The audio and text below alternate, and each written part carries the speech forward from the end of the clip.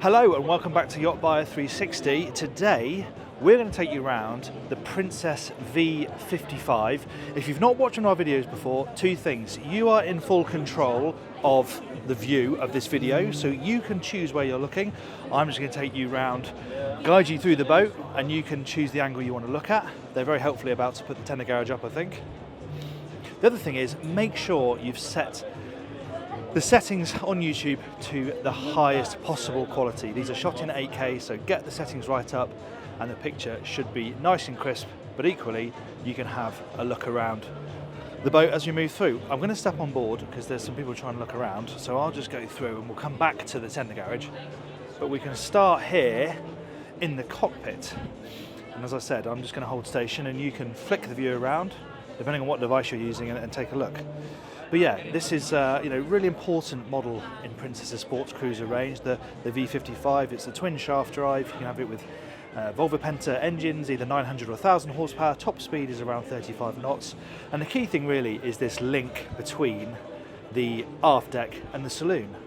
So you have the sunpad right at the back, underneath which there's space for a Williams 345, so you have got a nice tender garage on board this model. Of course, on top of that, you've got sunbathing space, and good sunbathing space. 3 or 4 adults could lie down on there in the sun, nice and comfortably, but also the bench integrated that faces into the cockpit.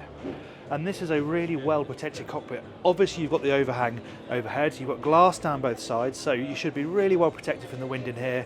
This table opens up to double in size, and there's space on this side of it to put some more chairs if you want to have a bigger party dining. The other thing to mention is you can fully enclose this entire area with canvas, and it goes right back to the edge of the sunpad. So this whole area can be fully weatherproof, so you can use it all year round and stay nice and protected.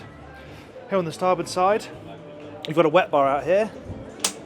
This is all your fuel shutoffs, emergency access, manual bilge pump, that sort of stuff. And then there's cooling space under here. You've got a fridge and ice maker. Obviously the grill, that's fixed. And then that's just a little drain locker. But you could have a second docking station if you want to be able to manoeuvre the boat from back here. Obviously back here, if you're mooring stern to, you're really nice and close to the bathing platform. You can see everything. It's not a huge boat. It will be owner run. There is a crew cabin option, but berthing from that helm will be okay because the all-round view is pretty good. But if you want a control station back here, you can have it. Now it does say no entry, but I'm going to be a little bit naughty because I do want to show you the side deck. It's pretty simple up here, but I'm sure you want to see it. Obviously you can have teak on these side decks. This boat hasn't got it. And this, incidentally, is the 100th V55 they've built. So that says a lot about the popularity of this model, of this size, owner run, big, 3 cabins downstairs, but easy to handle yourself if you're going to run it as an owner. Right up here, sunbathing space, bench, some typical Princess touches. We've got storage on either side for your lines.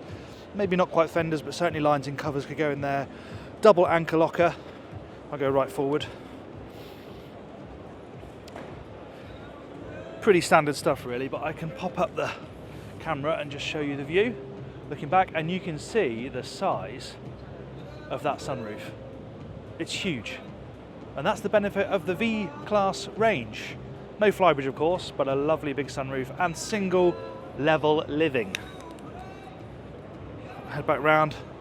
The starboard side deck is exactly the same, so I'll go back the way I came. Just hover to show you through this roof. Don't worry, we're going to have a proper look in there in a moment. Coming back, nice handrails and guardrails. It feels pretty safe, to be honest.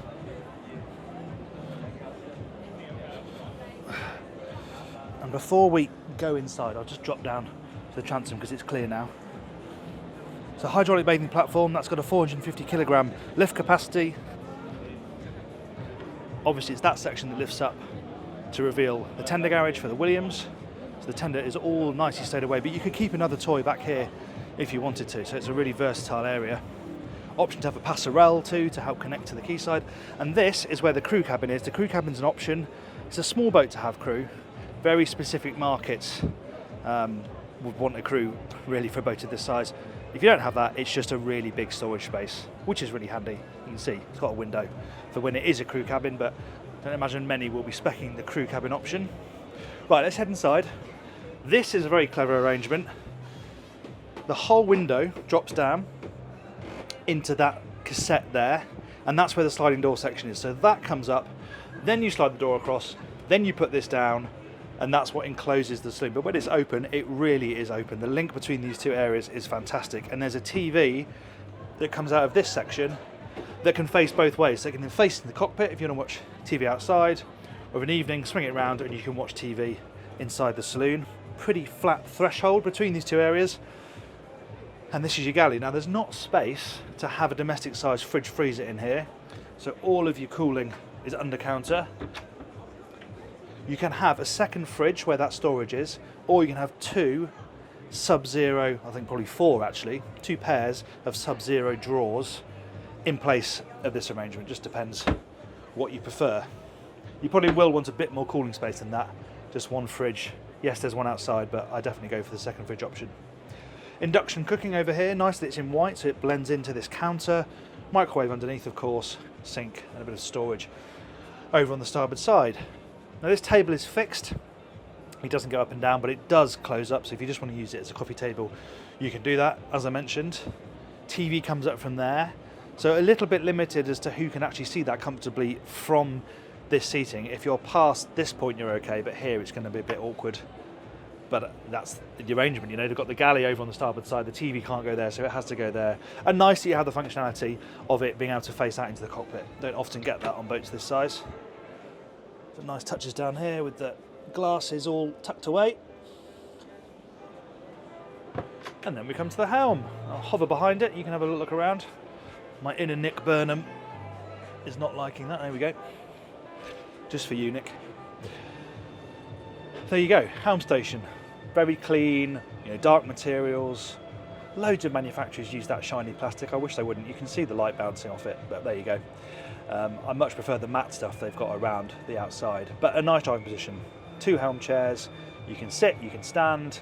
I like the dished Princess steering wheel. Obviously you've got your throttles and thruster controls, but you can add a joystick into this equation to control both the engines and the thrusters if you want joystick control, so like IPS. You could have a second big Garmin screen there instead of the one big, one small. I would definitely do that, I think, just to have, you know, the two bigger screens is always nice, especially if you're running the boat yourself. Good view forward, as you can see, and then we have the sunroof. I mean, look at that. That really does come back a long way. And the beauty is, you push a button, over comes the roof, and the boat is weatherproofed within seconds. It really is a boat you can use all year round, this. You know, you've got one cover to put on, well, one canopy, take the cushions off. In the winter, you can just leave the cushions off the bow, and you can use this thing all year round. It's really comfortable, nicely made, typical sort of beautifully judged interior from Princess. They really have got it right with this one. Storage under here, almost like a glove box. And then we descend to the lower deck. On the way, we come past the switchboard. These have modernised a bit on the more recent Princess models, but you know, it's designed to be easy to use, simple to see what major functions you're switching on and off. You can see your voltages, you can switch between the shore power, the generator here, you can start and stop the generator from here. Yeah, it's important stuff, this. It's all easily on show, and there's more of that downstairs. They really have thought about the fact that this will be run by an owner and make looking after it as easy as possible. I'll just hover in the middle, just to explain the layout that we have here.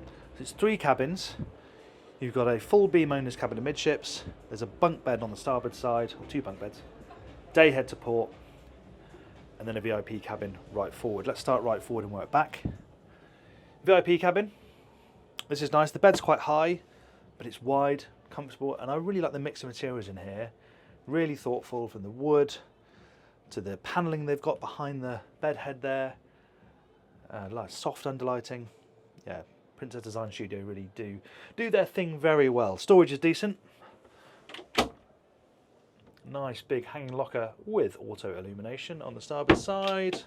They've worked a bureau in here. There's no seat, but you can sit on the edge of the bed.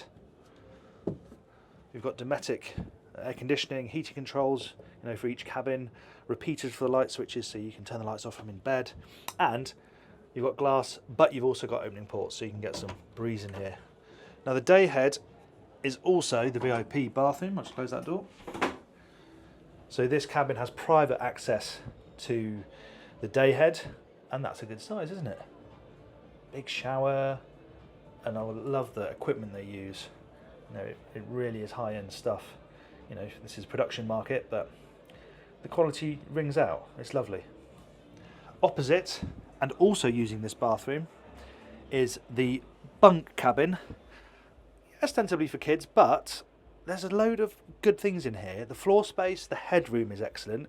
You've got 2 big wardrobes, you've got independent climate control, and it's just a nice cabin to move around.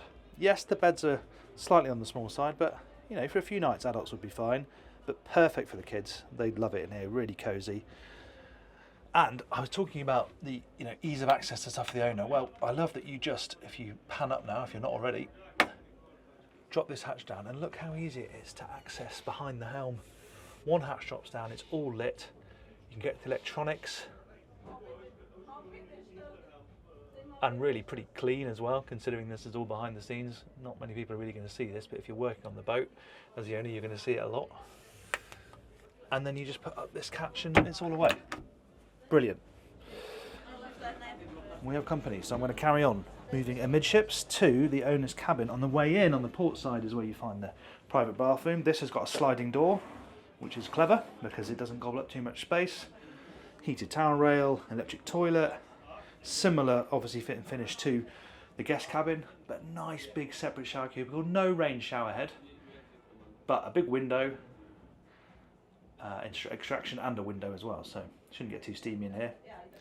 And we drop down. I'm going to close the door so it's a bit quieter, because behind the door as well is where you find the washer dryer. So combined washer dryer in here, so you can do your laundry on board, and then 4-beam owner's cabin. Really nicely executed. There's a level change, but I can still stand up pretty comfortably next to the bed. I'll just hover still so you can have a look around. Storage on one side, a little sofa on the other, right underneath the hull window, and I like how the hull windows dip down towards the waterline, so you should be able to see the water from inside your bed. TV mounted up on the wall, and again, some really nice use of materials. The contrasting gloss dark wood around the TV, so the TV blends in better, but everywhere else it's this lovely matte walnut, all grain matched as well. If you've seen Princess tours, you'll be familiar with this, but they do it really, really nicely. You know, they've built 100. This model's been out for a while, but it still looks fresh. And this is the thing, the designs are quite timeless. They age very gracefully, especially the sports cruisers, because they're so low slung and sleek and handsome. Again, storage is very good. Big hang locker, nicely you've got the auto illumination. Very little to complain about in here, really. Right, let's head back and take a look at the engine room, shall we? As I said, it's aft and it is beneath this deck hatch. Let's drop down and have a look. Oh, and they've got rubber treads so it doesn't absolutely destroy your feet on the way down. That is luxury, Princess, that is luxury. Checker plate once you're down, but I'll take the nice soft ladder. Right, now, I'll just keep the camera still and you can pan around while I talk. What is nice about this area is that we've got a tender garage, but it does not completely destroy the engine room space. In fact, it's excellent for the size of boat. Full standing headroom for somebody of my height, which is 6 feet. It's nice and cool down here. It's well ventilated, it's well finished. Everything is labelled. You've got twin fuel filters, loads of space around these D13 1000s. Outboard a bit pinched, but you can still sort of peer around them easily enough. Day-to-day servicing, all pretty easy. When I say day-to-day servicing, I mean things like getting to the dipsticks, the raw water strainers, the fuel filters, the belts, all the stuff that you're just going to check, that you should check before you go out every single time, is easy to do. Now, tucked back there, we've got the air conditioning equipment. You can see all of the pipe work for the plumbing, but again, it's all labelled, it's got the flow directions as well, so if you're trying to diagnose an issue, they've made it pretty easy. Really well insulated as well. Nice how you've got the boat hook, a nice spot for that. You always need somewhere to stow your boat hook, otherwise it just falls over, so handy to have that down there. Yeah, well insulated, so it'll be nice and quiet out on the water. This will cruise at about 25 knots for probably around 300 nautical miles, so yeah, fast cruising, that's what this thing is all about. There's a generator tucked down in the far corner. And there's also the option to have a Seakeeper, which I don't think this one has got, unless I'm missing it. But yeah, you can have a Seakeeper stabilizer on this model if you want one. But yeah, I was expecting this to be pretty compromised by the fact it's got a good sized tender garage, and it isn't. This is a really well done space. Top marks, Princess. Let's head out and wrap up. Okay, there you have it. That is the Princess V55. I hope you enjoyed that 360 video. We see the comments. A lot of you don't like this style, and that's fine, it's not for everybody, but these are totally separate videos on a totally separate channel, and we feel that for people who really want to look at the boats in glorious detail, pause and have a look around, these really serve a purpose. So thank you very much for watching. Remember, there will be a written review linked to this video as well, so if you want to read more in depth, see the photos, the deck plans, compare this to its rivals, because it's up against the likes of the Sunseeker 55, Azimuth Sea Deck 6, that type of thing, then you can do that on yachtbuyer.com. Thanks again for watching. I'll see you on the next one.